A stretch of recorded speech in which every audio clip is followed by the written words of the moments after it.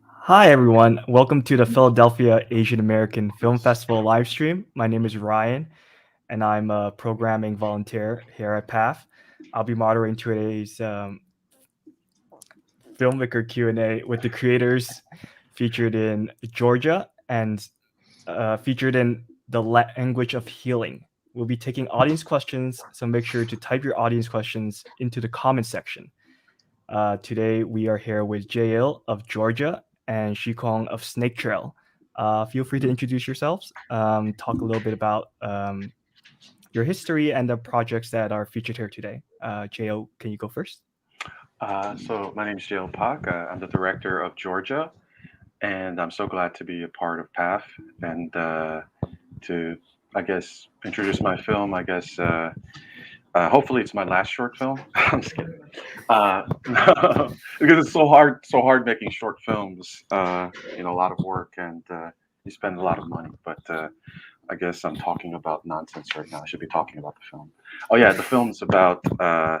It's based on a very infamous case in Korea. Actually, if you even type the city Mirang in Google, you'll see that what pops up at the very top is the Mirang trigger warning. It's a sexual assault case that happened in a high school, and actually, the true story is far worse. It was over 40 people involved, but in the film, I thought that many foreign audiences wouldn't know about it, foreign to South Korea.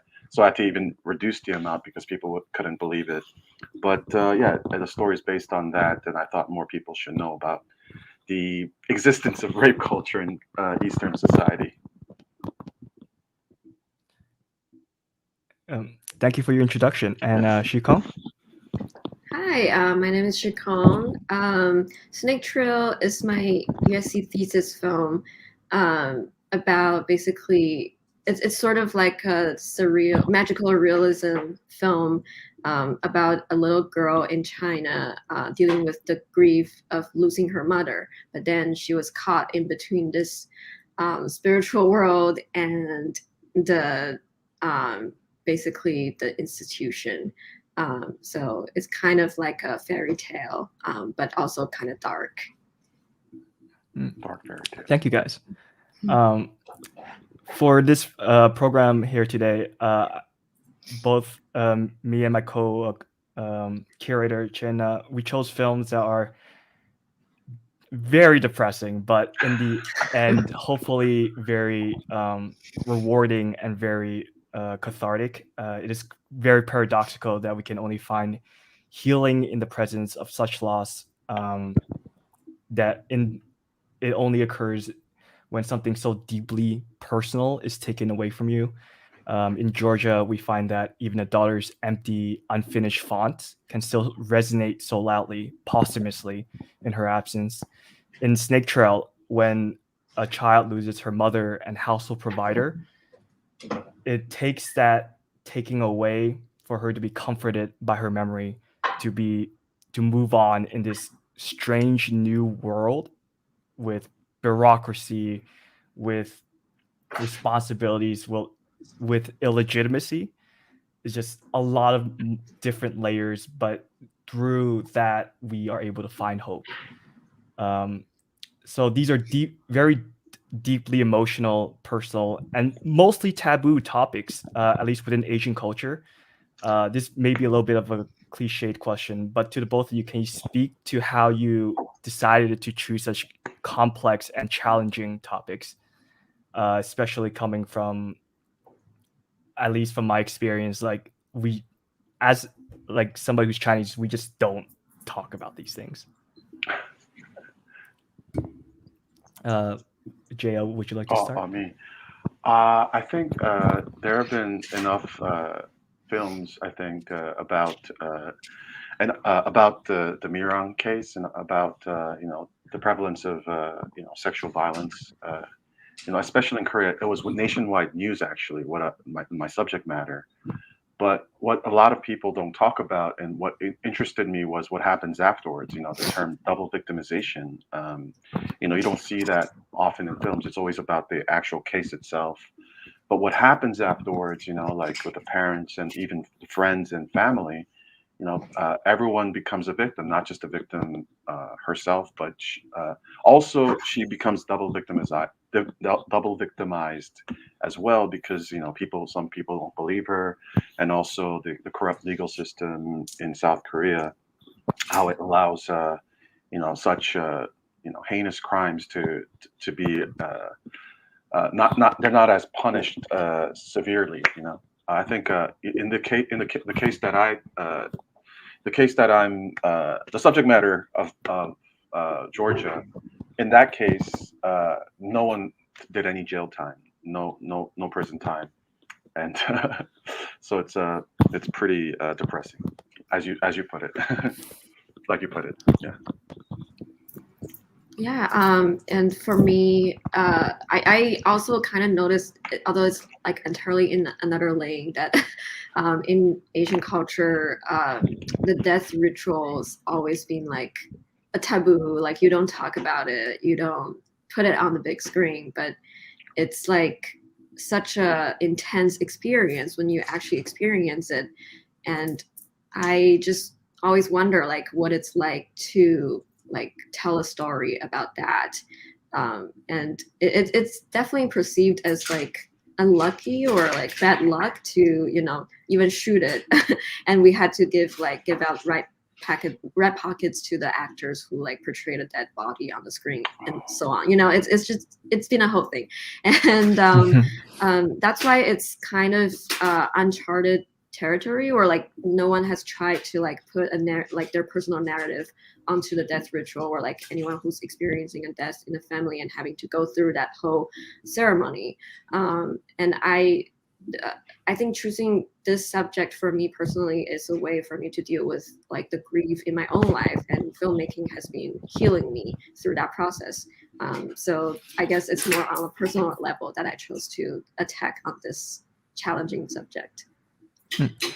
Thank you for your responses. Yeah, these are very difficult topics, but I am fascinated by both of your personal reasons in regard to tackling such topics.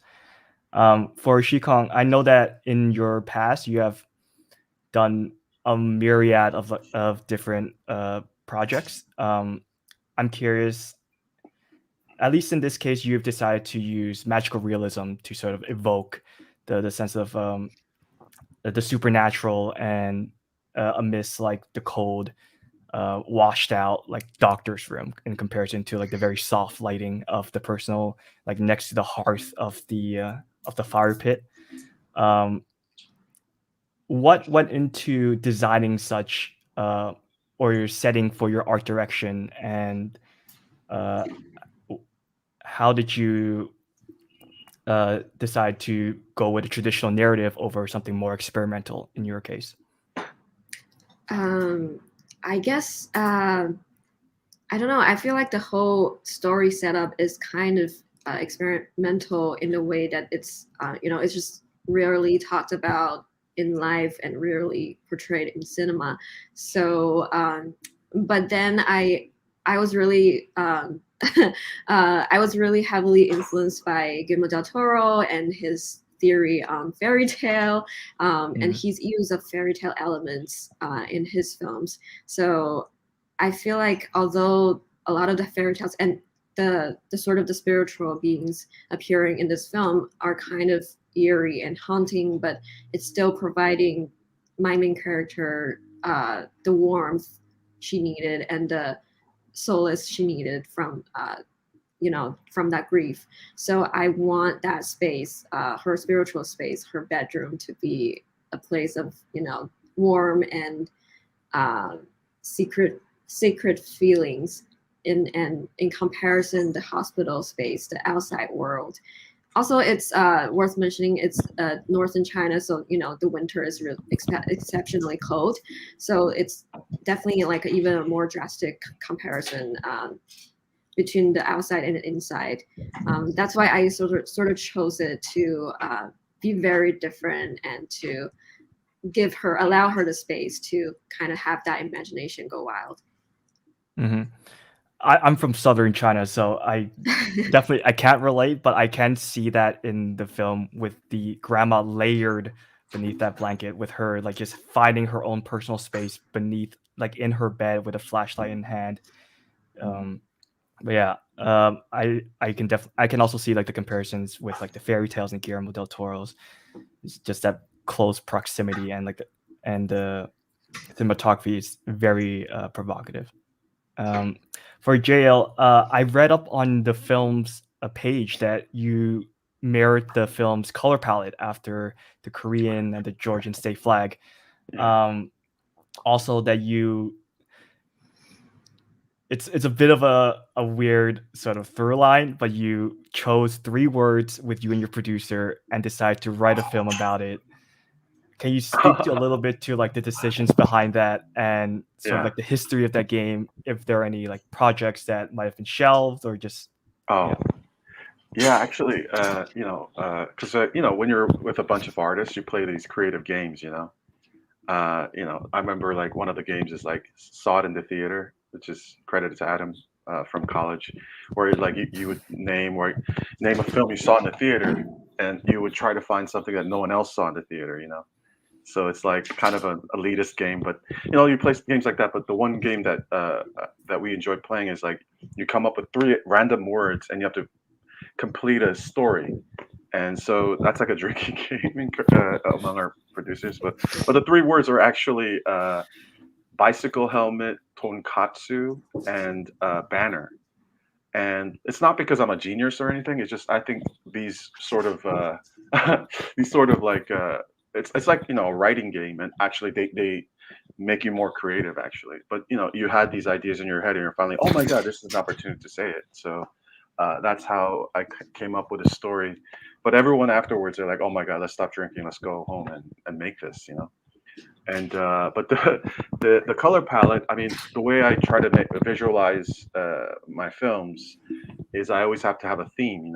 It doesn't matter if the audience catches it or not, but to have like very meaningful, detailed mise en scène, I always have to have like a secret theme in it, and I chose to use the color palette of the Korean flag, put my own meaning into it, and then the Georgia state flag as well.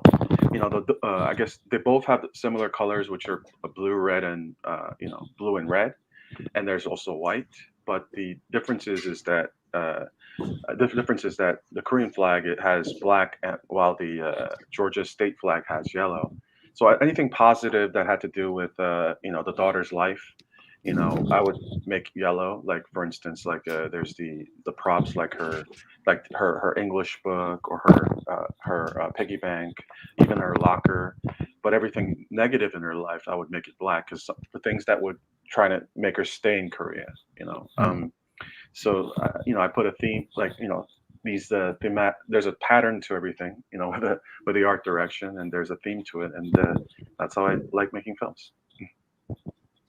Speaking of themes, looking at your previous projects, there seems to be a lot of overlaps between family and sort of like things that break them apart or really strains at the relationships in between family members. I'm just curious, from a director's point of view, from a storyteller's point of view, why do you gravitate towards stories such as these? Oh wow, like that's the first time I got that question. I guess it's almost like you psychoanalyzed me.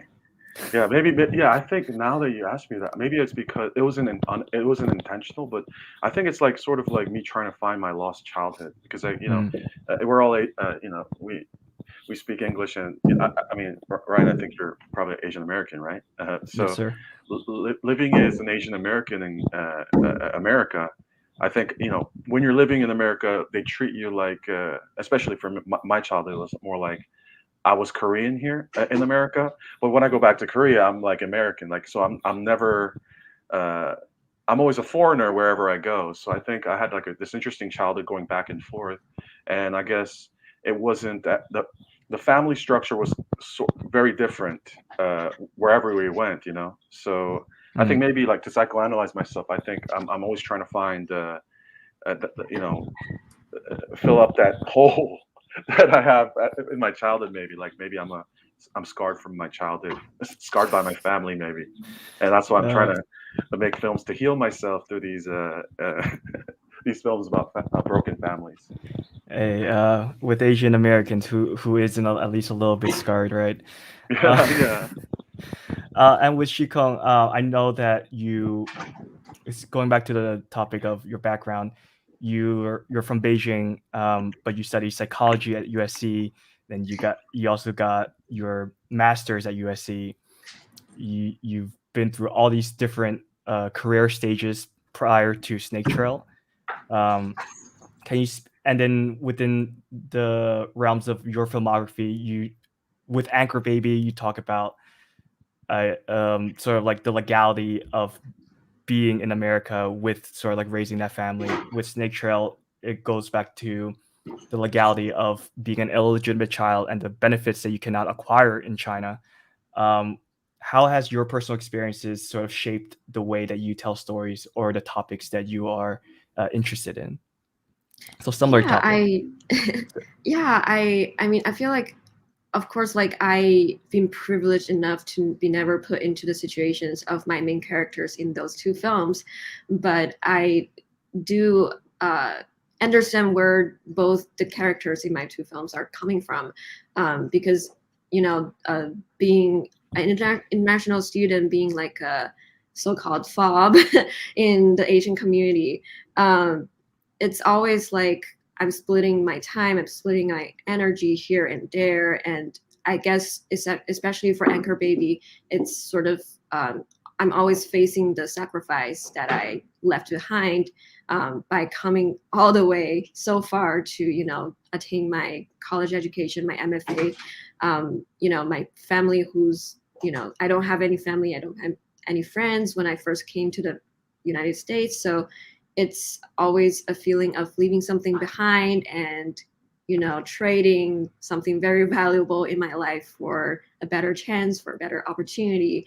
And I guess coming from that mindset, that's sort of what made me empathetic to my main character in Anchor Baby. And for Snake Trail, I guess it's sort of maybe relating to my reverse culture shock when I come back to China after so many years, because I've been living basically all of my adulthood in LA. So when I go back to China, definitely there are some reverse culture shock about how the bureaucracy works and how you navigate through the system. And although I have to complain that now in China, if you are born out of marriage, you can legally attain an identity. So it's a progress. But my film is set in early 2000s where that's still an issue. So so I just find it really interesting that sometimes in Asian country, your legal identity doesn't reflect your blood relationships. And sometimes you have to convince people that she is really my mother. I'm really her daughter. Like I have to prove to you so I can, like I can keep doing my duty as a daughter, to complete her death ritual. And that really happens, at least in the past. So, which I'm really interested in.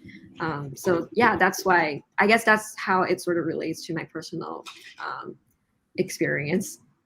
Yeah, and I can definitely see that in the montage scene in the film, right? It's kind of like she is bombarded with all this information of like, oh, this is going to be so confusing. Oh, you got to do this, you got to do that, and like it just overwhelms her. But when she takes that personal time for herself to sort of speak to her mother, she's reminded of all these things, and like the music just crescendos and everything just stops, which I found really touching. Thank you. On the title itself, I'm not as familiar with Chinese folklore or sort of like pagan rituals, but why snake? Just to fill in some cultural gaps for me and the Oh, audience. I don't think I don't think snake is I don't know. I feel like for me personally, snake, the reason why I chose snake is because it's sometimes perceived as, a bad, like snake has like a bad image. I feel like throughout a lot of cultures, including Chinese culture. But again, like especially in Manchurian, like paganist culture, there are like three very powerful animals that have spiritual power. One of them is snake, but snake has venom. Snake is dangerous. It has sort of this duality of walking a line between good and bad, walking a line between making people fearful and powerful. So yeah, I guess that's why I chose it. And also like, how in the Western world, like people are described as a snake when it's like a negative connotation, but then sometimes you have to be a snake to success. Like I find it being like a duality in all cultures. So I don't know. That's just an interesting imagery for me to play with, especially in this film, the duality of the mother's identity. Like she is a woman, she had her own life, and she is a mother as well, but the daughter has to deal with that duality of her mother being a mother and being a woman who gave birth to her out of marriage. So she has to forgive her but also love her. Yeah, and yeah, speaking of duality, there's definitely a lot of like just mixed signals coming from all the characters. Kind of like how the doctor is supposed to be healing, but also like he's just so depressing. Like, yo, Yeah. I need help with your situation. I want to help, but I also have no idea how to help. And that's a Yeah. lot of different through lines through the film that I really Mhm. appreciate it. And for Thank you. Jail, also a lot of multi-layered, like different multifaceted wording, sort of conditions with the mother and the father, how speaking to the double victimization, how it just doesn't affect the daughter, and it does permeate throughout the community and more specifically the family members. I have seen another film that is related to the infamous case, Oh yeah. and that's just depressing. But yours offers sort of, although these although there is injustice, these things ripple throughout the community, and you can sort of speak to your own truth and kind of create your own justice in spite of like bureaucratic and systemic forces pushing you down. Uh, so going off that point, how do you decide how? First of all, how do you even find actors to portray these characters? Just because they're just specific lived experiences. Yeah. Well, the when I was working on the script, initially I was just like, what if I just hired the actual victim's family, and because I thought that that would be such a brave thing, and it would get more attention. But then I thought, oh my God, it's been so many years. This would be like even the phone call would be like, I think it would be very disrespectful, and I'll be too selfish to my own art. But initially, when I had the idea and I was going to write it, I had two actors in mind that were in my previous short. Because I always believe in the saying by Milos Forman, 90% of the film is casting, I think. So I feel like if I know actors that could portray that, then I think I can make the film. And I had like one producer who I also wanted to put like a couple of well-known celebrities in the film, because of his connections. But I said no to that because I mean, first of all, it's a short film. I mean, who cares if Brad Pitt's in it, or I don't know. Like, I mean, not that Brad Pitt would be in this, but it's an Asian film. But yeah, so I mean, just doing what you know how to do. I think that was very important for me.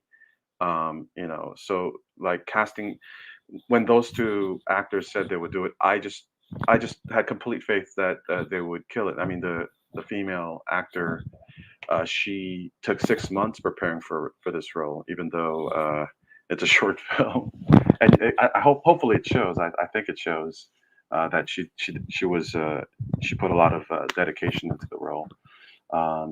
Yeah, so yeah, casting is 90% of the film, I think. And does that answer the question, or is there a second part to that question?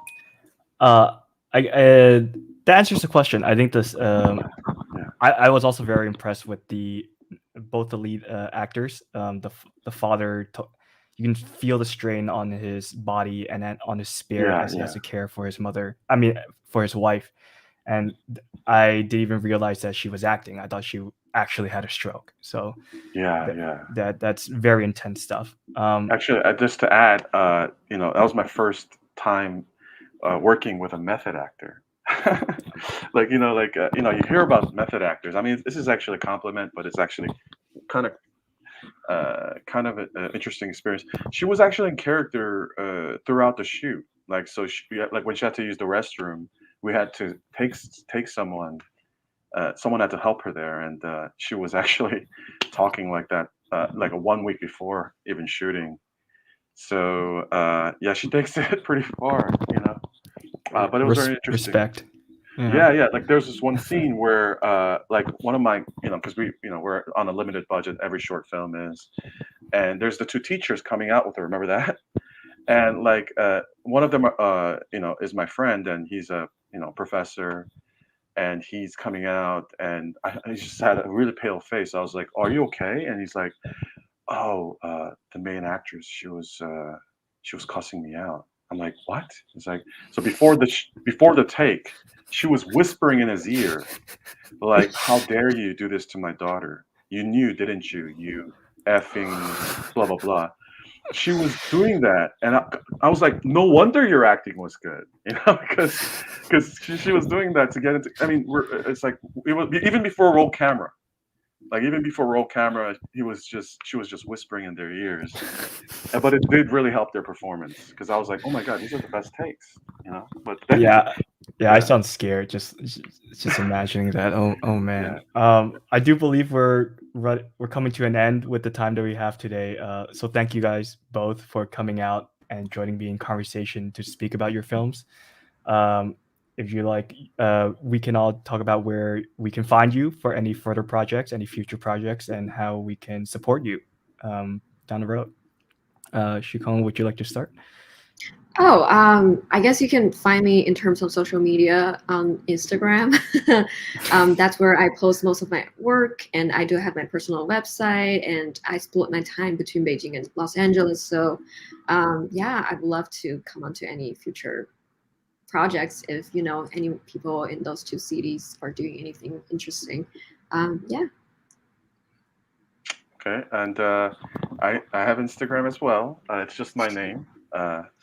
Georgia short film was taken 1 week Mhm. before. 1 week Mm. before, but you can. I mean, I'm not a big social media person, but then now I think it's essential these days. So yeah, JLPOC, Instagram. All right. Thank you both of you guys again for coming out. J Ill's film Georgia has been nominated for Best Narrative Short at this festival, so we look forward to see how that goes. Yeah. Obviously, I chose your film, so I'm definitely rooting for you. Oh, thank you so much. But yeah, I guess that's it. Okay. Thank you so much. Thank you so much. Bye, everyone. Bye.